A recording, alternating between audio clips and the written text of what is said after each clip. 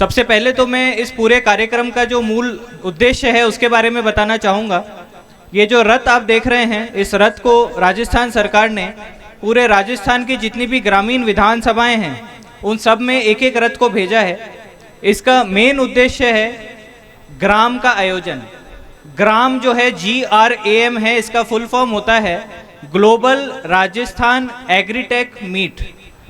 तो इसको अगर हम समझें तो जैसा अभी हमारे हमारे होस्ट बता रहे थे कि 23 से 25 तारीख तक राजस्थान में जयपुर के अंदर एक मीटिंग होने वाली है, जिसके अंदर सिर्फ भारत के ही नहीं बल्कि पूरे विश्व के जो सबसे अग्रणी टेक्नोलॉजी हैं कृषि विभाग से, कृषि क्षेत्र से रिलेटेड, उनको हम जयपुर में देख सकेंगे। और राजस्थान सरकार इसका आयोजन इसलिए कर रही है कि हमारे जो किसान साथी हैं वो इसका लाभ ले सकें और जयपुर में जाकर हम सीख सकें कि ऐसी कौन सी नई टेक्नोलॉजी है जिसको हम अपने खेत में अपनाकर हमारी प्रोडक्टिविटी को बढ़ा सकें, हमारी उपज को बढ़ा सकें और कुल मिला के हमें अपनी इनकम को बढ़ा सकें। इस चीज़ के ऊपर सरकार का फोकस है।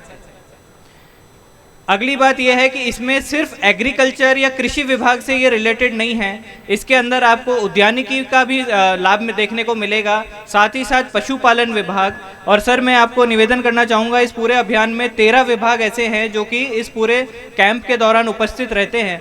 तो किसान साथी जो हैं उनको पूरे 13 विभागों की स्कीम का लाभ मिल सके, सरकार की यही मंशा है। और यही रीज़न है कि जब ये रथ जाता है तो ज़िले के समस्त ग्राम पंचायतों में इसको कवर करना होता है। और पहले ये जो रथ चलना था ये मात्र 13 तारीख तक चलना था, परंतु अब सरकार ने इसके दिवस को बढ़ा दिया है। 17 तारीख तक पूरे ज़िले में भ्रमण पर रहेगा। 2 विधानसभा हैं, 2 ही रथ हमें प्राप्त हुए हैं, तो उस प्रकार से पूरा ज़िला इसको कवर करना है।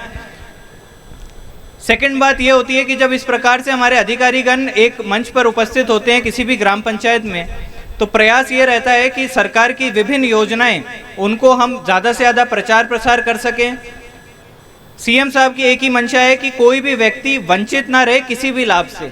तो यदि आपको ऐसा लगता है कि कोई ऐसी स्कीम है जिसमें मुझे लाभ मिलना चाहिए था परंतु मुझे उसका लाभ नहीं मिल रहा है, तो क्योंकि हमारे अधिकारीगण यहाँ पर उपस्थित हैं, आप उनको डायरेक्टली संपर्क कर सकते हैं और उनसे पूछ सकते हैं कि मुझे इस स्कीम का लाभ लेना है, आप प्लीज़ मुझे बताइए कि किस प्रकार से मैं इसका लाभ ले सकता हूँ। तीसरी बात ये रहती है कि अगर कोई भी आपकी डिमांड है, कोई भी ग्रीवांस है, कोई भी कंप्लेंट है, तो उसको भी आप दर्ज करा सकते हैं, क्योंकि हमारे समस्त अधिकारीगण जो ग्राम लेवल के हैं या फिर ब्लॉक लेवल के हैं वो इन कैंप्स में उपस्थित रहते हैं। प्रयास ये रहता है कि ज़्यादा से ज़्यादा कंप्लेंट्स को हम मौके पर ही सॉल्व कर सकें।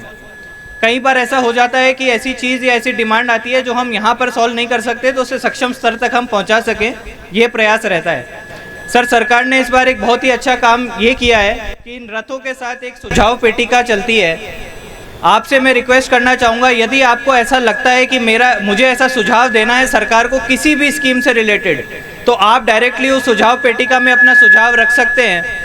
मैं आश्वस्त करना चाहूँगा कि आपका सुझाव सीधा हम लोग यहाँ से जयपुर भेजकर वो संबंधित विभाग के पास वो सुझाव जाएगा, ताकि अगर वो इम्प्लीमेंटेबल हो सके तो सरकार उसे ज़रूर इम्प्लीमेंट करेगी।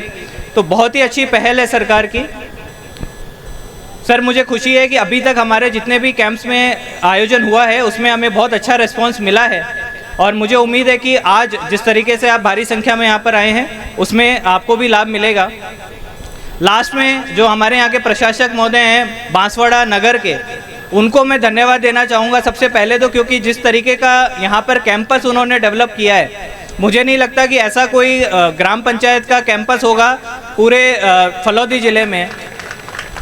काफ़ी नवाचार भी उन्होंने किए हैं। इनफैक्ट हमें सीखने को मिलता है जब हम ऐसी जगह पर आते हैं, तो उनको मैं बधाई देना चाहूँगा।